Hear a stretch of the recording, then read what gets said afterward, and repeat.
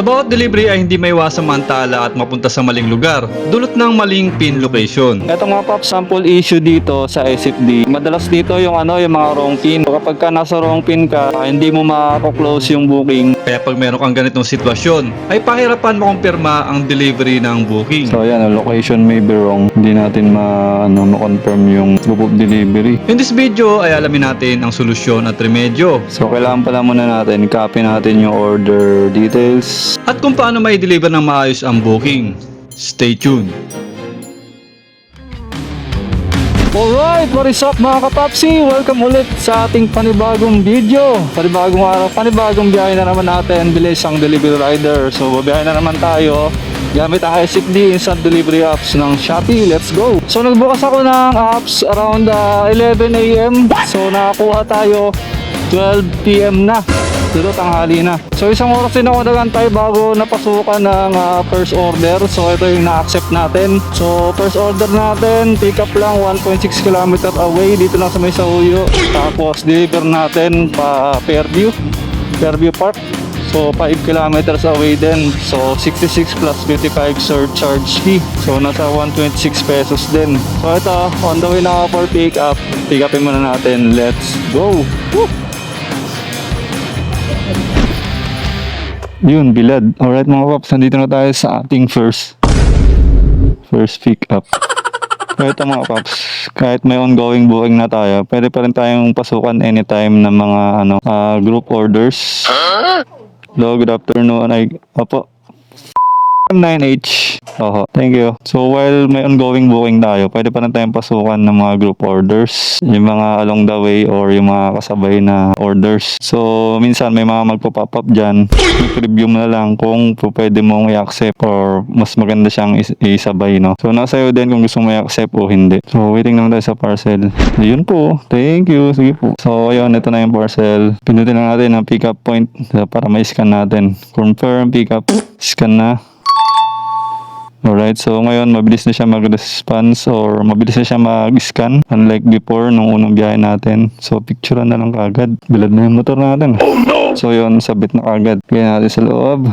Alright, dito sa mapa natin, 3.9 kilometers away lang pag dito tayo nagdaan. Kasi pag dito nasa 4.2 tsaka may 4.6. So dito na tayo sa 3.9, no, shortcut. Wow! So para makalis tayo ng konsumo sa gas. Alright. Anyway, sa payout balance natin, may balance ako na 172 na po pwede kong withdraw. Kaya lang may minimum kasi na amount na po pwede kang mag-withdraw. Pagka below 250, hindi mo siya pwedeng may withdraw. So kailangan nasa 250 above, no? Tapos may limit din pala kapag nag-payout tayo sa isang araw. Hanggang dalawang nasubukan ko hanggang dalawang payout transaction lang. Pag pangatlo, nag-i-exceed na siya. So kinabukasan na ulit tayo makakapag payout. Tapos may COD balance tayo na 107 pesos. So ang minimum na COD pala ay 250 pesos ang pwede mong i-top up. Pag below 250, hindi siya po pwedeng may ma-top upan, no? So, kailangan 250 rin ang iyong ICCOD balance. Anyway, sa mga magtatanong mga kapapsi tungkol sa COD balance o yung top up natin dito. So, ito yung top up na hindi ibig sabihin na pag nag-top up ka, bawat booking babawasan ka. Babawasan ka ng commission nila. Yung top up dito, hindi yun yung ilalagay mo na top up tapos babawasan ka ng commission kada booking. So yung top up lang nila dito kapag may nakuha ka na COD orders. For example, nakakuha ka ng COD orders na papuntang Manila. For example, tapos may nakalagay na may kukolektahin ka na cash na for example 100 or 200 pesos ang kukolektahin mo na cash. So yung makukolekta mo na yon sa buyer na cash, yun din ay itatop up mo. Kasi kukunin nila yon. Kasi once natapos mo yung booking na yon, for example, 200 pesos yun. Wow! Babayaran ka through online, di ba? Yung shipping. Tapos yung nakolekta mo na cash, 100 pesos, for example. So, meron ka ng 300, 200 na credit online payment. Mapupunta sa payout balance mo. Tapos may hawak ka pang 100 pesos. Oh no! So yung 100 na yon sa kanila yon. Kaya kinakailangan may balance ka rin sa sa COD mo, sa top up mo. So maglalaan ka lagi doon ng 250 pesos. Para in case makakuha ka man ng COD orders, automatic babawas nila yun doon sa COD balance mo. Kasi may kukolektahin ka na cash eh. So pabawasan na kaagad nila yon sa COD balance mo. So ganun pa rin, wala naman lugi doon, hindi ka naman nabawasan, buo pa rin yung payment sa'yo through online. Kumbaga yung bayad sa kanila na mapupunta sa SFD, nakuha mo through cash pero kailangan mong itap up pa rin kasi kukunin nila yon. Alright, sa mga bagong activated pa lang na rider, so meron tayong matatanggap dyan na 500 pesos bonus kapag ka naka 5 orders tayo na natapos. So within 1 month lang din yan after na activation nyo. So kailangan maka 5 orders na rin kayo para may makuha kayo na 500 pesos bonus. So sa mga hindi pa nakaka-activate, sa mga hindi pa nakaka-apply, so may ginawa ko dyan na tutorial video kung paano mag-apply online step by step. So panoorin nyo lang dyan sa YouTube channel natin. Ito mga pop, sample issue dito sa SFD. Madalas dito yung yung mga wrong pin. So kapag ka nasa wrong pin ka, hindi mo mako-close yung booking. Tsaka mahirapan ka mag-proceed, kung paano mo maibigay yung proof of delivery, tsaka kung paano mo ma-close yung booking.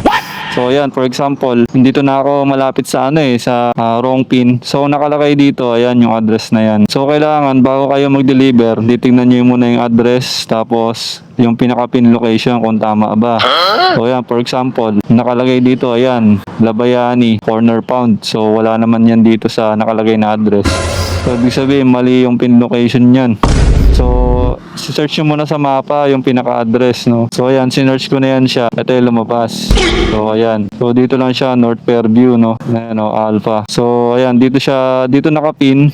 Ayan. Tapos, dito yung pinaka-exact location. Ngayon, pagdating natin sa drop location, kakailanganin natin ng proof of delivery para may concern natin dun sa support team nila. So, isa pang issue nung unang biyahe ko, matagal may close yung booking. Pagka kinonsern mo na sa chat support nila. So ngayon, naglabas yung SFD na support team through Viber. Nagbigay sila ng number para mas mabilis ang response nila sa mga concern natin rider. So nag-install na rin ako ng Viber nung nakaraan kasi naka-experience din ako ng wrong pin pa. So dito na ako nag-concern sa kanila. Napakabilis ng response nila, minuto lang. So na-close na rin kagad yung booking. Para makapag-proceed na ako sa mga next deliver ko or para maka-receive na rin kagad ako ng mga ilang orders para matapos na yung yung ongoing booking mo. So ngayon puntahan muna natin tong exact pin location ng customer. Tapos doon na tayo send ng mga proof of delivery. Sayang, lapit lang naman sa palayo pa tuloy ako. So ayan, direction natin nasaan na lang 1.2 kilometers na lang. Kung tama sana yung address, nasa approximately 2 kilometers away lang Alright, nandito na tayo sa exact location. So try na lang natin mag-doorbell. Hopefully tama. So dahil mali ang pin location, hindi natin to mako-close. So kailangan natin ng proof of delivery. Picturean natin yung parcel na hawak ng customer. Hello po. Good afternoon. Dito po ba? Opo. Sir, okay lang, picturean ko lang para kailangan lang po ng proof of delivery kasi. Hindi kasi hindi po mako-close pagka walang proof of delivery. Ayan po Picturean natin. Ayan po. So ayan, location may be wrong. Hindi natin ma-confirm yung proof of delivery. Hindi natin ma-proceed. So ayan, na-picturean na natin yung proof of delivery. So concern na lang natin sa Viber. Ito po, sir. Thank you. Nice. Sige po. So yun, screenshot na rin natin tong location may be wrong. Na hindi natin ma-close ang booking. Alright, silong muna tayo. Concern natin sa Viber support team. Let's go. So ayan, dahil hindi natin ma-close ang booking dahil wrong pin, so concern natin sa Viber ngayon. So kailangan pala muna natin, copy natin yung order details. Copy natin order details. Ayan, order ID sa baba. Copy. Punta na tayo ng Viber. So ayan, ito. So may mga na-concern na ako dyan, yung mga nakarang biyahe ko dahil may mga wrong pin akong nakuhang booking. O yan, send ko na kagad yung order ID tsaka yung proof of delivery 1, 2, 3, 4 yan. So ayan, na-send na natin greetings, order ID tsaka mga proof of delivery. Ayan, so kailangan malinaw. So ayan, nasin na. Yan natin. Wait lang po. Ayan, response sila kagad Wow! Wala pang 1 minuto, segundo lang, response sila kagad. Check natin kung okay na. Check natin. Wala pa. 12:41. So ito lang medyo hassle talaga kapag wrong pin. So yan, ang bilis.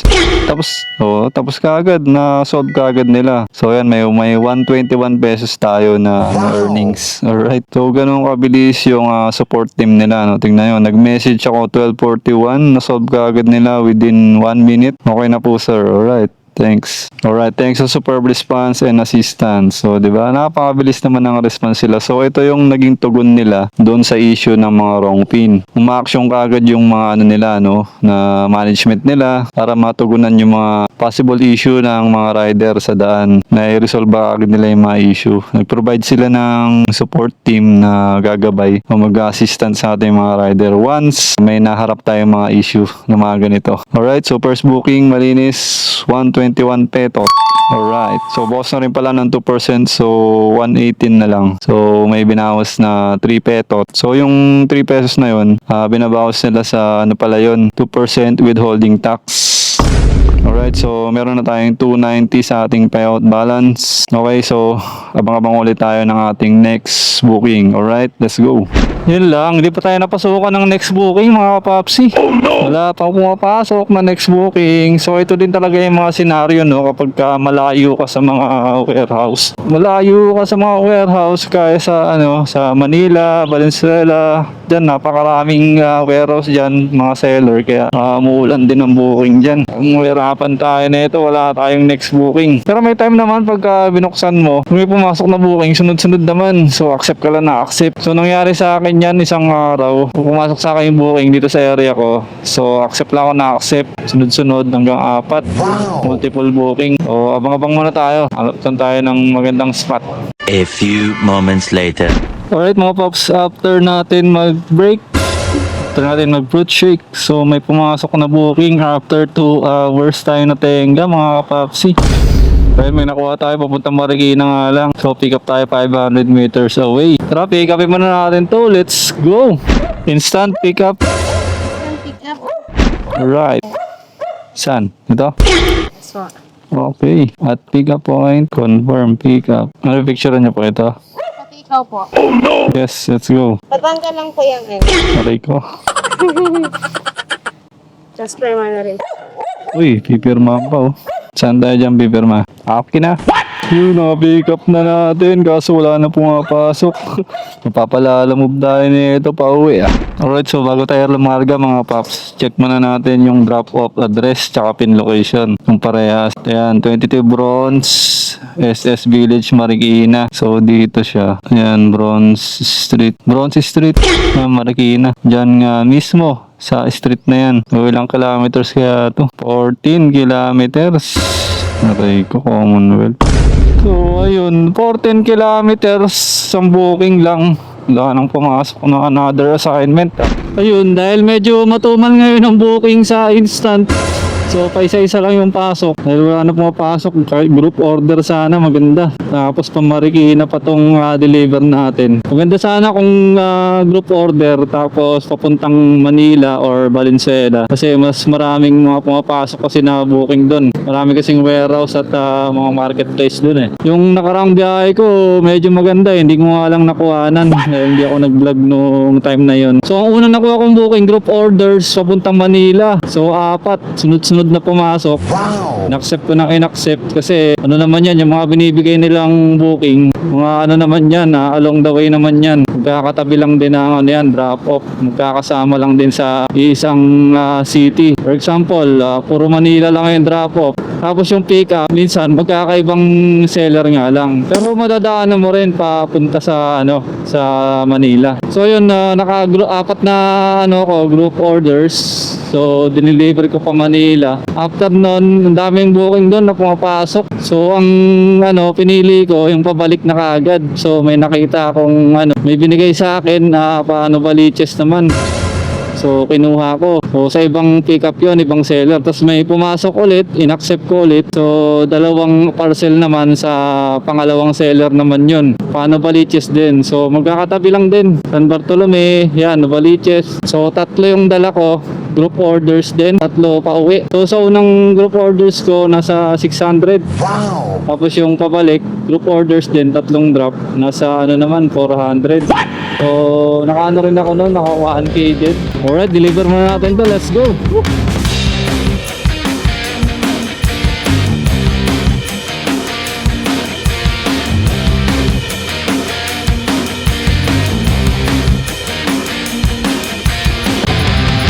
Alright, andito na tayo mga paps sa Bronze Street, Marikina. Pagtatawagin nyo pala yung customer mga paps. So, tatawagan nyo muna 3 times sa in-app call bago lumabas yung cellphone number nila bago mo sila makontakt through phone call. Pero dito sa in-app call, minsan contact din naman natin sila. Kaso madalang nga lang. So, bago ma-access yung phone call ng customer, hello po, good afternoon, instant deliver. Opo, andito na po ako, Bronze Street. Wala po ko kayo sa may gate na. Ito, kulay pula. Opo, around the gate. May tingin na si Arvin sa labas. Oo, andito po. Sige po, pantay na lang. Okay, thanks. Okay po. Ngayon, nakontak natin yung customer sa in-app. Bubira lang yun So, yun, papareceive na lang natin. Wala naman tayong kukolektahing cash. Dahil wala namang COD. So, dito nyo malalaman kung may kukolektahing kayong cash. Collect for ang customer. Dali lang, picturean ko lang. Customer. 1 photo. So, dagdagan pa natin. Yun, 2 photo. Nice. Let's go. Thank you. Alright, so 14 kilometers from Fairview to Marikina, meron tayong 203 pesos earnings. So sa balance natin, payout balance, meron na tayong 418.9. So syempre may bawas pa rin na 2% withholding tax. Magkano binawas niya? 4. Alright, 4. So yun, wala na ulit tayong ongoing booking. Alright, so naka 2 orders lang tayo. Meron tayong 317 pesos. So wala na gano'ng pumapasok na booking dito sa area na to dahil wala namang ganong masyadong warehouse dito. Kaya wala rin ganong pumapasok na booking. Unlike sa Manila, somewhere in Valenzuela. So may mga pumapasok talaga. So i-withdraw ko na lang tong payout balance natin. Meron tayong 489 pesos. So withdraw na natin to. Wow! Ayan, withdraw all available balance. Ayan, withdraw natin yan. Taran! Please allow 1 to 3 business days for processing your request. Confirm. So, bago yan pumasok sa GCash wallet natin, maaaring pumasok yan mamaya or bukas na ng maga or tanghali. Kasi alanganin na rin, hapon na rin. Usually, pag nag-withdraw ka sa umaga or tanghali, papasok ka agad yan ng bandang hapon. So, sabi naman ng ibang mga kapaps natin, kung meron kang Shopee Pay account, pwede mong i-link dito, yun ang gawin mong yun ang i-bind mo para sa pag-withdraw ng payout balance mo. So para mas mabilis yung pag-withdraw, paglipat doon sa sa account mo. So ito kasi sa akin nakasave GCash. So may time, mabilis din naman, within the day lang yung pag-withdraw, mag-payout balance. Pero may time, pagkahapon na, alanganing oras na, kinabukasan na pumapasok sa GCash ko. So yun, naka 2 orders na tayo, 118 tsaka 198. So mga bawas na yun ng 2% withholding tax ni Instant. Tapos update lang, may another incentives ulit si Instant. Kapag yung order mo ay na-deliver mo ng within 40 minutes, yung mga below 10 kilometers away.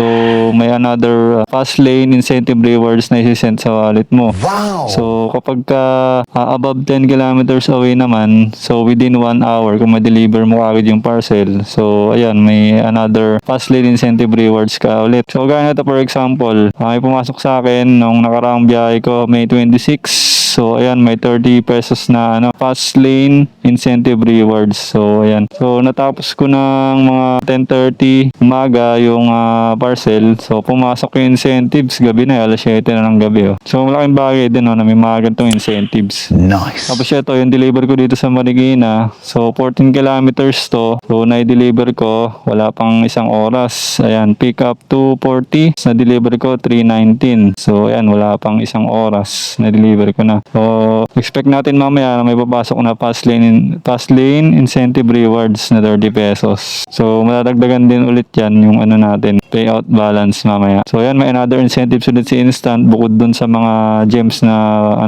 na pumapasok. Like ito, hanggang mga 50 ka, meron kang 110 incentives. Ayan. So, ito legit din naman yan. Pumapasok din naman yan. 20 pesos, 40 pesos.